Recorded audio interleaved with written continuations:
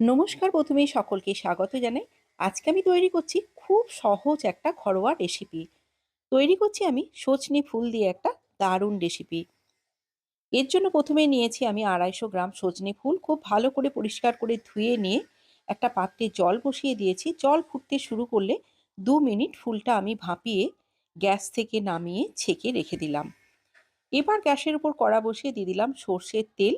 তেল গরম হলে ফোড়নে দিচ্ছি ২ শুকনো লঙ্কা আর একটু ৫ ফোড়ন। এই রেসিপিটা বানাতে যতটাই সহজ, খেতে কিন্তু ততটাই মজা। ফোড়নের সুন্দর গন্ধ বেরিয়ে গেলে একটা কেটে রাখা বেগুন আর একটা আলু আমি ছোট করে কেটে নিয়েছি, একসাথে দিয়ে দিলাম। এবার এগুলো একটু ভেজে নিচ্ছি। গ্যাসের ফ্লেম এই পর্যায়ে আমি মিডিয়ামে রেখেছি।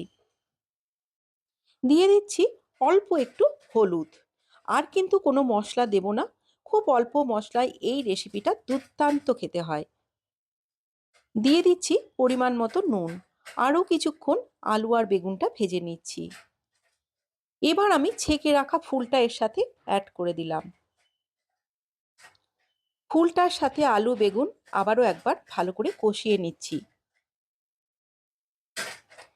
গরম গরম ভাতের সাথে এই রেসিপিটা খেয়ে দেখবেন, ভীষণ ভালো লাগবে। দিয়ে দিচ্ছি অল্প একটু চিনি। একদম নিরামিষ রেসিপি, তাই একটু মিষ্টি মিষ্টি না হলে খেতে ভালো লাগবে না। আবারও একবার কষিয়ে নিয়ে গ্যাসের ফ্লেম মিডিয়ামে করে ঢেকে দিলাম। ফিরে এলাম ৫ মিনিট পর।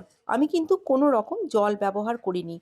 নুন দেওয়ার ফলে যেটুকু জল বেরিয়েছে তাতেই পুরো রান্নাটা কমপ্লিট হয়ে গেছে। সব শেষে ওপর থেকে একটু পোস্ত ছড়িয়ে দিয়ে আলতো হাতে একটু নেড়েচেড়ে নিলেই তৈরি হয়ে যাবে আজকে দারুণ স্বাদের সজনে ফুলের একটা রেসিপি।